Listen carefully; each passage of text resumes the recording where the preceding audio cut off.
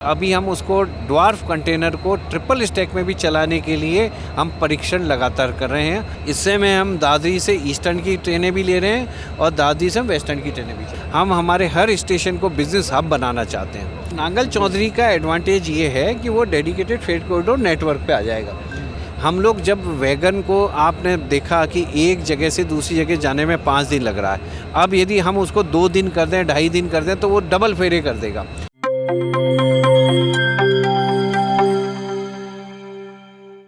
साक्षात्कार की कड़ी में आज हमारे साथ हैं DFCCI के MD RK जैन साहब। मैं हूं NJP इंडिया से महेश कुमार वैद्य।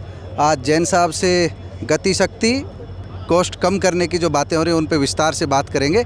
पहले ये जानते हैं कि आज की जो सेवा शुरू की गई है जैन साहब, वो कल तक जो सेवा दे रहे थे उससे किस तरह डिफरेंस है? आज DFC के Rewari new Rewari junction station पर बड़ा हमारे लिए महत्वपूर्ण दिन है। आज बिज़नेस डेवलपमेंट के लिए एक नई शुरुआत करने का दिन है। आज हमने इस स्टेशन पर साइडिंग को प्रिस्टाइन लॉजिस्टिक कंपनी के साथ मिल करके इसको डेवलप किया है और एक कंटेनर डिपो की तरह इस स्टेशन को हमने आज इस्टेब्लिश किया है। यहाँ पर डेली 3 से ज़्यादा ट्रेन्स का ऑपरेशन होगा। ट्रेनें लोडेड यहाँ पे कंटेनर की आएंगी, कंटेनर्स को रीडिस्ट्रीब्यूट किया जाएगा, रीअरेंज किया जाएगा और फिर डबल स्टैक कंटेनर के अंदर बना करके पोर्ट को भेजा जाएगा। पहले इस सब काम के अंदर हमारे को 3 से 5 दिन लगते थे, कई बार और ज़्यादा दिन लग जाते थे।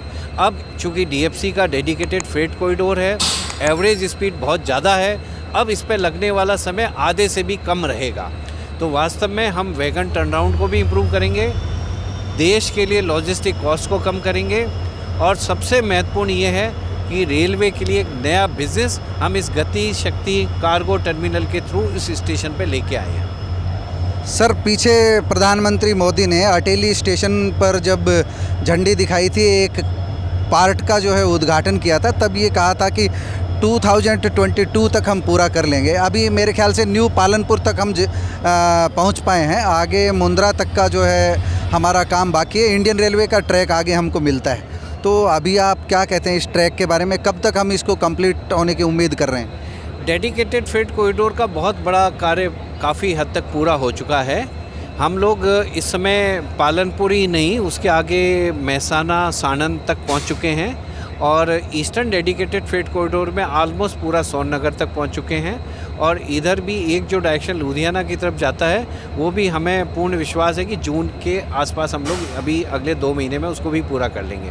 आज की तारीख में करीब 75% डेडिकेटेड फ्रेट कॉरिडोर का कार्य पूरा हो चुका है और इस कैलेंडर ईयर के एंड तक हम 95% तक पहुंच जाएंगे।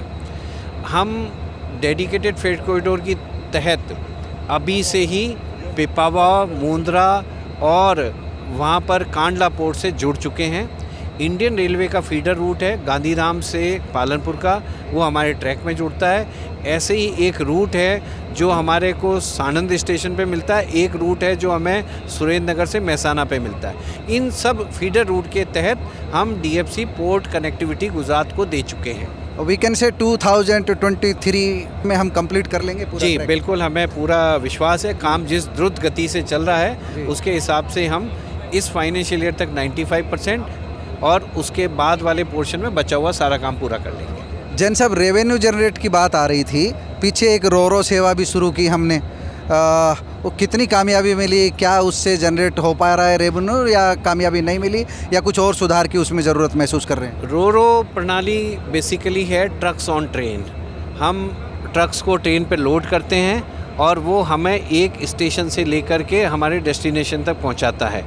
ये पूरी की पूरी जो हमारा मॉडल था बहुत सक्सेसफुली चला। हमने 6 से लेकर 8 महीने तक इसको चलाया, परंतु रेट रिवीजन के कारण से अब हम लोग इसके एक नए मॉडल में डेवलप करने की कोशिश कर रहे हैं ताकि और ज़्यादा ट्रैफिक ज़्यादा सुगमता से आ जाए।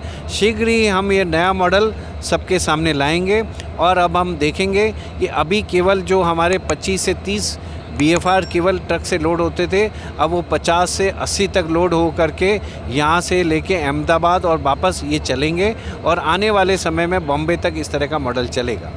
सर, वैष्णव साहब आए थे, मेरी बात हुई थी पिछले दिनों काठुआस आए थे वो बता रहे थे कि हम कंटेनर्स के जो मॉडल हैं छोटे से लेकर के व्यापारी की ज़रूरत के अनुसार, उद्यमी की ज़रूरत के अनुसार उनको नए नए डिज़ाइंस में लेने जा रहे हैं। कितनी प्रगति हुई है उस दिशा में? हमारे पास में तरह तरह के कंटेनर्स हैं, नॉर्मल हाइट, उससे थोड़ी ज़्यादा हाइट वाले, plus dwarf container, plus high cube container. हमने ड्वार्फ कंटेनर को भी परिचालन में ले लिया है, उनको हम डबल स्टैक में रेगुलर चला रहे हैं और अभी हम उसको ड्वार्फ कंटेनर को ट्रिपल स्टैक में भी चलाने के लिए हम परीक्षण लगातार कर रहे हैं और शीघ्र ही हम उसको भी ट्रिपल स्टैक में चलाएंगे, जो पूरे वर्ल्ड में अपने आप का एक ऐतिहासिक होगा। इसी तरह एक हमने एक्सपेरिमेंट क्यूब कंटेनर का किया है, उसमें कंटेनर को मानिए कि 2 कंटेनर के बदले 4 छोटे साइज़ के कंटेनर और उसके ऊपर अगेन 4 कंटेनर, ताकि छोटी छोटी कमोडिटी अलग अलग पार्ट में हो जाए। वो भी हमने एक्सपेरिमेंट करके तैयार कर लिया है, अब उसके स्पीड ट्रायल हो रहे हैं, शीघ्र ही हमें इसकी अप्रूवल मिल जाएगी और मार्केट डिमांड के हिसाब से वो कंटेनर भी आशा है जल्दी चलेंगे। Sir, I think this is western dedicated freight corridor and that eastern. क्या कहना चाहेंगे? दोनों की कनेक्टिविटी बेहतर ढंग से, कंप्लीट ढंग से 2023 में पूरी हो जाएगी दोनों की कनेक्टिविटी? नहीं, दोनों की कनेक्टिविटी हो चुकी है। हमारा दादरी स्टेशन ईस्टर्न, यस, वो eastern dedicated freight corridor Dadri से लेकर के कानपुर, प्रयागराज होते हुए दीनदयाल उपाध्याय नगर से सोन नगर तक पहुंचता है। और हमारा western dedicated freight corridor Dadri से रेवाड़ी से हम रींगस, फुलेरा होते हुए अहमदाबाद के सानंद से होते हुए बड़ौदा, सूरत और JNPT तक जाते हैं। तो दादरी दोनों का जंक्शन है और दादरी कनेक्ट हो चुका है।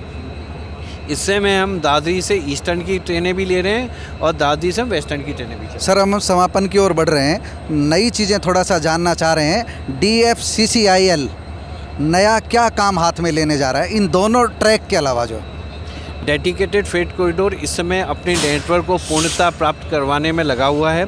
हमने अपने नए operational control centre state of the art EDFC के लिए प्रयागराज में और WDFC के लिए अहमदाबाद में डेवलप किया है, जो पूरे कॉरिडोर को एक ही जगह से संभालेंगे। अब हमारा सबसे बड़ा फोकस बिज़नेस डेवलपमेंट पे होगा। हम मल्टी मॉडल लॉजिस्टिक पार्क के लिए काम कर रहे हैं, हम लोग प्राइवेट फ्रेट टर्मिनल के लिए काम कर रहे हैं। जैसा आज देखा आपने, गति शक्ति कार्गो टर्मिनल के लिए हम काम कर रहे हैं। हम हमारे हर स्टेशन को बिज़नेस हब बनाना चाहते हैं। हमारे साथ साथ पूरे इंडस्ट्रियल जोन्स हम क्रिएट करना चाहते हैं। इनके ऊपर अब हमारा पूरा फोकस रहेगा। ये दिल्ली मुंबई इंडस्ट्रियल कॉरिडोर का एक महत्वपूर्ण भाग है DMCI। Delhi Mumbai industrial corridor की जो परिकल्पना की गई है 150 किलोमीटर की उस दूरी में, व्हाट डू यू थिंक इसके पूरा होने से उसमें कितनी गति मिलेगी, कितनी तेज़ी से वो काम पूरा होगा औद्योगिकरण की दिशा में? देखिए, DMIC जो दिल्ली मुंबई इंडस्ट्रियल कॉरिडोर है, अब वो नए स्वरूप में आ गया। अब उसका नाम NICDC हो गया है, national industrial corridor development corporation.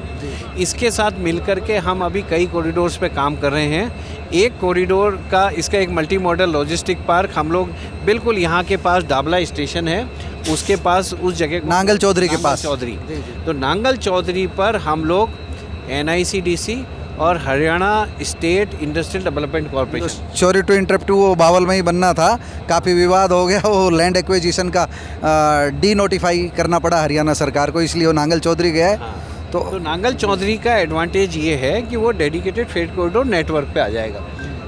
वहाँ पे हमारा कार्य अभी पूरी तरह से प्रगति पे है और हमें आशा है कि हरियाणा सरकार के सहयोग से वो शीघ्र ही जो NICDC को जो पोर्शन करना है उसकी एक्विजिशन होने के बाद वो भी अपना कार्य पूरा कर लेंगे और अगले साल हो सकता है वो MMLP क्रिया होते हुए हमें कार्य करते हुए दिखेगा। तो मतलब दोनों काम पूरे हो जाएंगे, गति शक्ति तेज़, माल ढुलाई तेज़ होगी और माल ढुलाई सस्ती भी होगी। कितनी सस्ती की उम्मीद? लॉजिस्टिक कॉस्ट कितनी कम हो जाएगी आने वाले 1-2 साल में? देखिए, लॉजिस्टिक कॉस्ट को केवल हम है ना भाड़े की रेट से न झाँकें।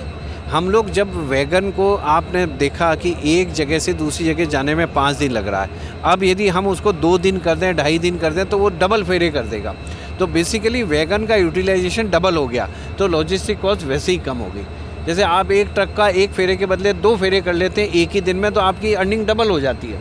इसी तरह जब वैगन के फेरे बढ़ जाएंगे तो उसके ऊपर उसकी कॉस्टिंग हाफ हो जाती है। तो हमारा सबसे बड़ा इस पे में ध्यान ये है कि हम एवरेज स्पीड जो मालगाड़ियों की काफ़ी गिरी हुई है उसको इम्प्रूव करके इसके फेरे बढ़ाएं और प्रोडक्टिविटी बढ़ाएं, जिससे कि लॉजिस्टिक कॉस्ट ऑटोमेटिकली कम होगी। My last question, any special any exclusive from Jain साहब? मैं इस स्पेशल ओकेजन पे समस्त डीएफसी और प्रिस्टाइन के जिन्होंने इसको बहुत ही रिकॉर्ड टाइम में, मैं कहूँगा करीब केवल मात्र 1 महीने में इस नए जीसीटी टर्मिनल को बनाया है, उसको बधाई देता हूँ। देश के लिए एक नया लोडिंग पॉइंट मिला है और नया बिज़नेस मॉडल मिला है, एक्सपोर्ट इंपोर्ट में बढ़ावा मिलेगा। इस क्षेत्र को इंडस्ट्रियल डेवलपमेंट, एम्प्लॉयमेंट जनरेशन में एक ये महत्वपूर्ण योगदान देने वाला है। जैन साहब, आपका बहुत बहुत धन्यवाद एनजेपी इंडिया से बात करने के लिए। Thank you.